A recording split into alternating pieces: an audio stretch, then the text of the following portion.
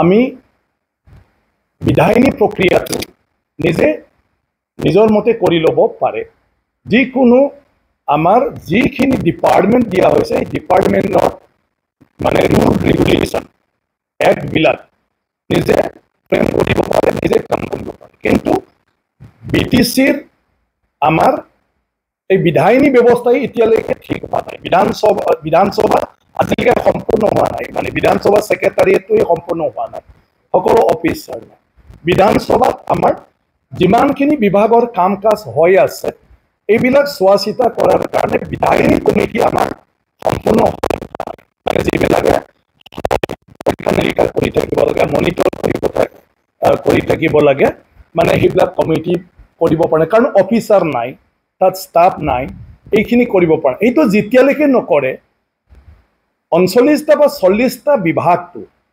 যদি আমি কাম কৰিব লাগে তেতিয়াহ'লে বিধায়িনী প্ৰক্ৰিয়াটো ভালদৰে কৰিব নোৱাৰিব এইটো প্ৰয়োজন আছে যিহেতু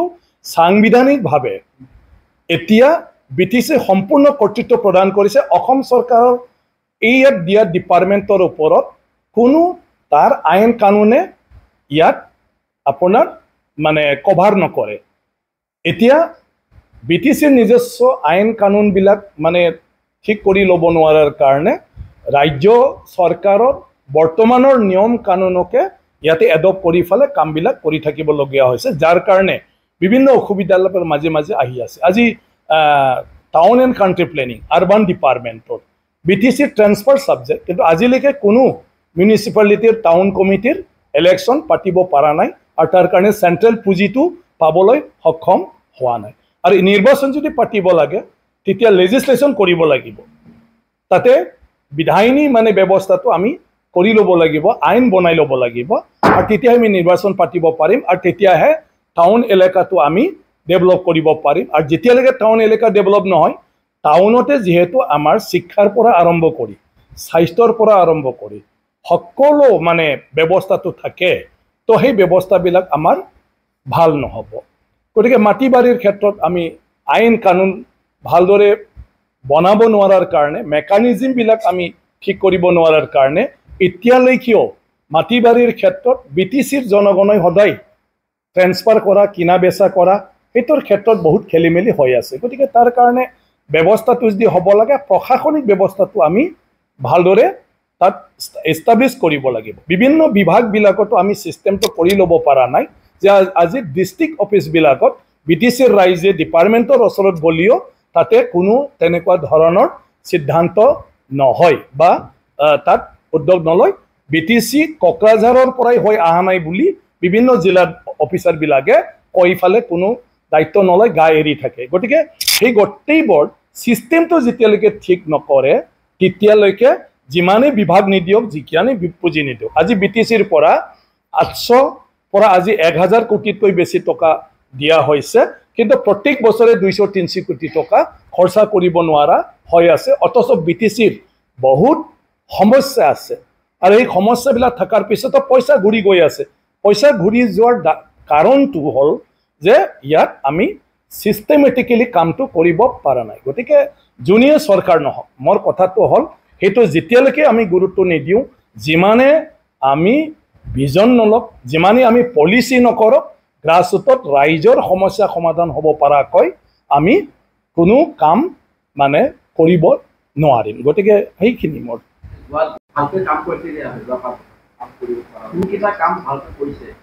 নহয় মইতো সেইকাৰণে কৈছো সব কামটোৱে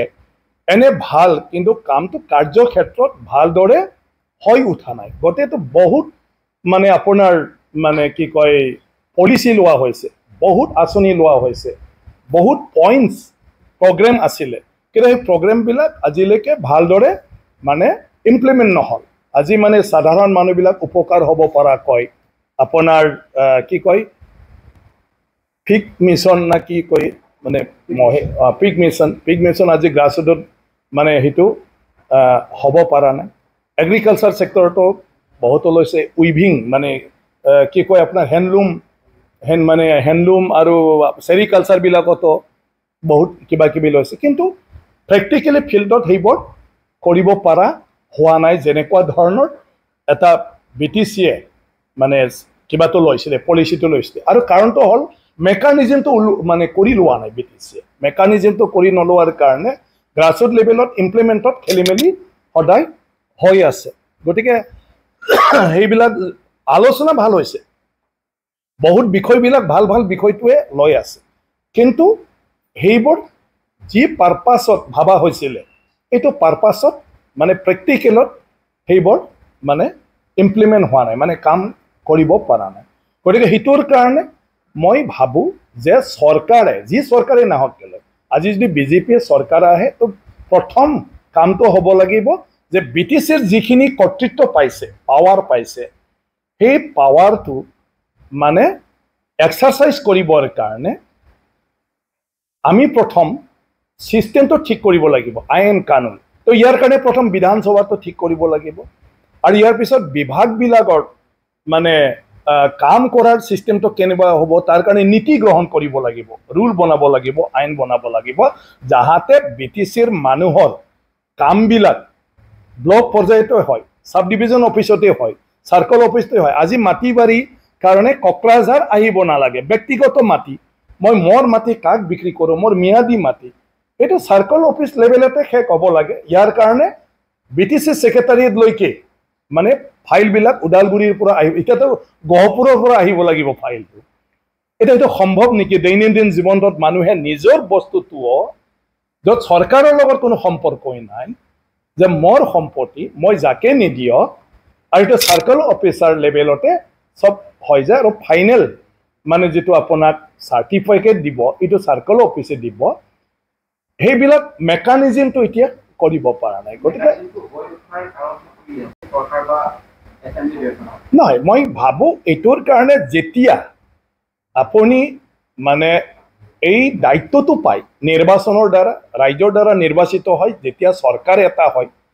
চৰকাৰে যেতিয়া দায়িত্বটো পায় তেতিয়া অকল কৰ্তৃত্বটো চৰকাৰৰহে আছে গতিকে চৰকাৰে প্ৰথম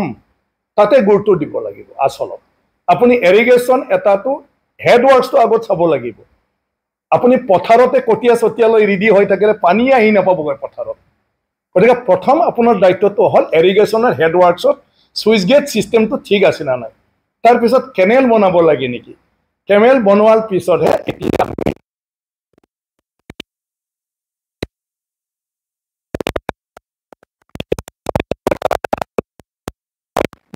লাগিব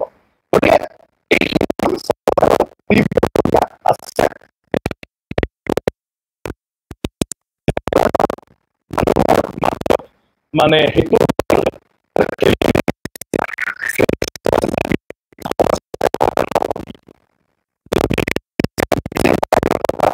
মানে জিলাবিলাকত আজি দেখা পায় যে তাত গ্ৰাছৰুট লেভেলত থকা অফিসবিলাকতো মানুহৰ কমপ্লেইন এটা হ'লে লগে লগে ৰেছপন্ড এটা হৈ যায় যেটো BTC এলেকাত অফিসাৰ এজনে খেলি মেলি হৈ যায় যে আমিতো এতিয়া DC এজনে ক'ব যে এটোতো আমাৰ হাতত নাই এটা ৰাইজে যাব ক'ত কাৰণ এডমিনিষ্ট্ৰেশ্যনটো যদি ঠিক নাথাকে তেতিয়াহ'লে সাধাৰণ মানুহৰ কাৰণে বহুত সমস্যা আমাৰ নিচিনা দেশ কাৰণ ৰাজাৰ দেশ নহয় এইটো গণতান্ত্ৰিক এটা দেশ আৰু গভৰ্ণমেণ্ট মেচিনাৰীৰ দ্বাৰা সেইটো চলে গতিকে গভৰ্ণমেণ্টৰ প্ৰত্যেকটা এজেন্সিৰে এটা ধুনীয়া সিস্টেম থাকিব লাগিব আৰু গ্ৰাছৰুট লেভেলত থকা এজন কৰ্মচাৰীও এই বিষয়ৰ ওপৰত তেওঁৰ নলেজ থাকিব লাগিব কিন্তু আমাৰ বিষয়াবিলাকে যদি কয় যে আমি নাজানো এইটো ওপৰৰ পৰাহে হৈছে আৰু তেওঁ কিবা এটা হয় কৰিব পাৰিব না নোৱাৰিব সেইটোও তেওঁ ক'ব নাজানে গতিকে এই সিস্টেমবিলাক আমি ঠিক কৰিব লাগিব সেইটো BTCত খুব প্ৰয়োজন হৈ আহিছে চোৱা তেনেকুৱা নাই মানে ৰাজনীতিৰ ক্ষেত্ৰত আমাৰ ভাৰতীয় যিটো কি কয় আপোনাৰ ৰাজনীতিৰ যিটো সংস্কৃতি আৰু যিটো সিস্টেম সেই সিস্টেমত ৰাজনৈতিক দল ৰিজনেল হ'লেও নেশ্যনেল হ'লেও একে আৰু তাৰ পিছত BTCত যদিও ৰাষ্ট্ৰীয় ৰাজনীতিয়ে আগভাগ ল'ব বিজেপিয়ে হওক কংগ্ৰেছে হওক বা CPMয়ে হওক বা অন্য ডাঙৰ ৰিজনেল পাৰ্টি যেনেকৈ অসম গণ পৰিষদ বা AIDFটো ৰাষ্ট্ৰীয় দলেই হ'ল বা তৃণমূল কংগ্ৰেছ তেনেকুৱা ধৰণৰ ৰাজনৈতিক দলবিলাক যদিও BTC নিৰ্বাচনত ভাগ ল'ব BTCৰ বাসিন্দাখিনিহে এই নিৰ্বাচনটো মানে ডাইৰেক্টলি তাতে পাৰ্টিচিপেট কৰিব। ইয়াত কোনো বাহিৰৰ মানুহে নমিনেশ্যন নিদিয়ে, গতিকে ইয়াত চৰকাৰ চলাব BTCৰ প্ৰতিনিধিখিনিয়ে, BTCৰ বাহিৰৰটোত নকৰে। কিন্তু ৰাজনৈতিক দলৰ যিহেতু কোনো সীমা নাথাকে, গতিকে দেশখনক চলাবৰ কাৰণে যিহেতু ৰাজনীতি, তো BTCক বাদ দি আপোনাৰ সম্পূৰ্ণ ভাৰতৰ কাৰণে, ভাৰতৰ নাগৰিকৰ কাৰণে